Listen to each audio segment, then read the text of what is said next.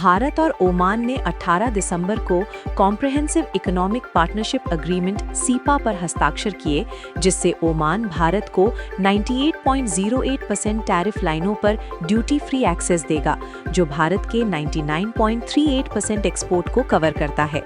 भारत ने 77.79% टैरिफ लाइनों पर उदार टैरिफ ऑफर किए। ये समझौता $10 अरब के द्विपक्षीय व्यापार को बढ़ावा देगा, खासकर तेल, गैस और निवेश में। पीएम मोदी की ओमान यात्रा के दौरान उन्हें सर्वोच्च सम्मान मिला, जो भारत की मिडिल ईस्ट नीति को मजबूत करता है। ये ब्रिक्स और डी-डॉलराइजेशन प्रयासों का हिस्सा है, जिससे रुपया मजबूत होगा और ट्रंप की डॉलर नीतियों पर असर पड़ेगा। अर्थव्यवस्था विशेषज्ञों का कहना है कि इससे लाखों नौकरियां पैदा होंगी और ऊर्जा सुरक्षा बढ़ेगी। भारत वर्सेस दक्षिण अफ्रीका का चौथा टी20 मैच लखनऊ के एकाना स्टेडियम में घने कोहरे के कारण रद्द हो गया। मैच शुरू होने से पहले दृश्यता 0 हो गई, टॉस तक नहीं हो सका। बीसीसीआई उपाध्यक्ष राजीव शुक्ला ने घोषणा की कि सभी टिकट धारकों को पूरा पैसा वापस मिलेगा। ये सीरीज का महत्वपूर्ण मैच था, लेकिन मौसम ने खेल को प्रभावित किया। यूपीसीए ने रिफंड प्रक्रिया शुरू कर दी है। फैंस निराश हैं, लेकिन सुरक्षा को प्राथमिकता दी गई।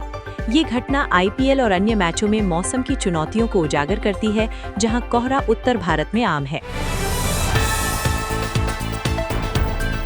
ईशान किशन की शानदार शतकीय पारी 45 गेंदों पर 10 छक्के 6 चौकों के दम पर झारखंड ने सैयद मुश्ताक अली ट्रॉफी फाइनल में हरियाणा को 69 रनों से हराकर पहली बार खिताब जीता।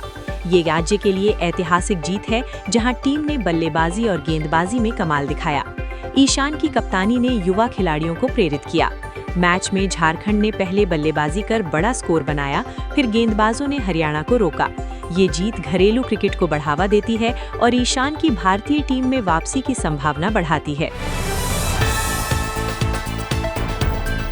संसद में विकसित भारत गारंटी फॉर रोजगार एंड आजीविका मिशन ग्रामीण बिल 2025 पास हुआ, जो 20 साल पुराने MGNREGA को रिप्लेस करेगा।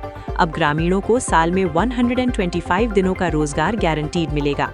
शिवराज सिंह चौहान ने बहस में कहा कि ये ग्रामीण अर्थव्यवस्था को मजबूत करेगा। विपक्ष ने विरोध किया, लेकिन लोकसभा में पास हो गया। ये बिल गरीबी उन्मूलन और स्किल डेवलपमेंट पर फोकस करता है, जहां मनरेगा की कमियों को दूर किया जाएगा। प्रभाव: करोड़ों ग्रामीण परिवारों को फायदा, लेकिन कार्यान्वयन चुनौतीपूर्ण। बांग्लादेश में राजनीतिक अस्थिरता के बीच भारत विरोध बढ़ रहा है।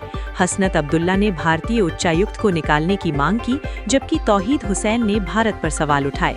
पूर्वोत्तर राज्यों को अलग करने की धमकी आई। संसदीय कमेटी ने पाकिस्तान, चीन की भूमिका को चुनौती बताया। भारत ने ढाका में आईवैक फिर खोला, लेकिन खुलना और राजशाही बंद। ये तनाव व्यापार और सुरक्षा पर असर डाल सकता है। विशेषज्ञ कहते हैं कि शेख हसीना के बाद की सरकार में भारत की छवि खराब हुई है। अमेरिका में ट्रंप की अमेरिका फर्स्ट नीति से H-1B वीजा इंटरव्यू 2026 तक पोस्टपोन हो गए हैं, जिससे लाखों भारतीयों के जॉब्स खतरे में हैं।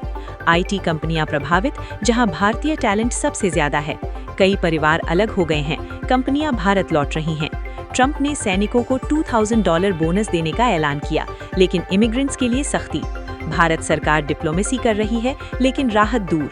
ये ग्लोबल टैलेंट माइग्रेशन को बदल सकता है।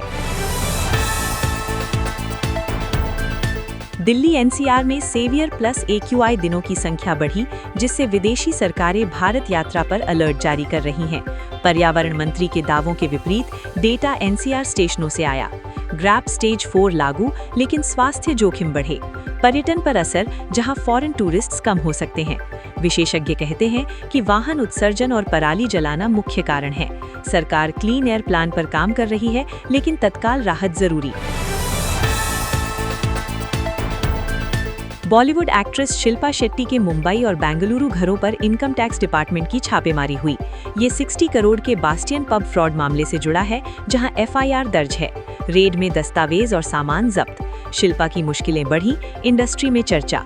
जांच जारी, टैक्स चोरी के आरोप। ये बॉलीवुड में फाइनेंशियल जांचों की श्रृंखला का हिस्सा है।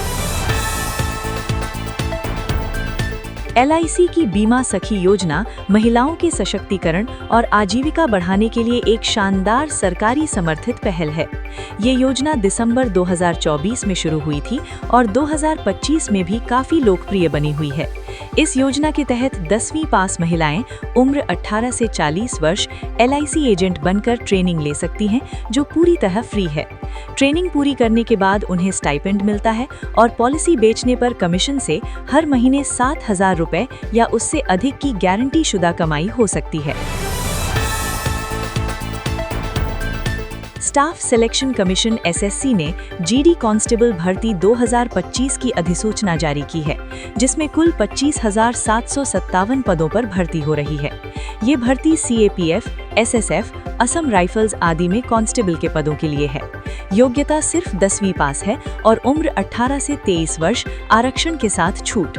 आवेदन प्रक्रिया 1 दिसंबर 2025 से शुरू हो चुकी है और अंतिम तिथि 31 दिसंबर 2025 है।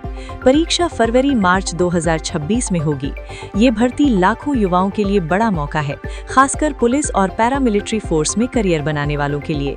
सैलरी लेवल 3 के अनुसार 25,000 रुपए से शुरू होती है, साथ ही अन्य भत्ते।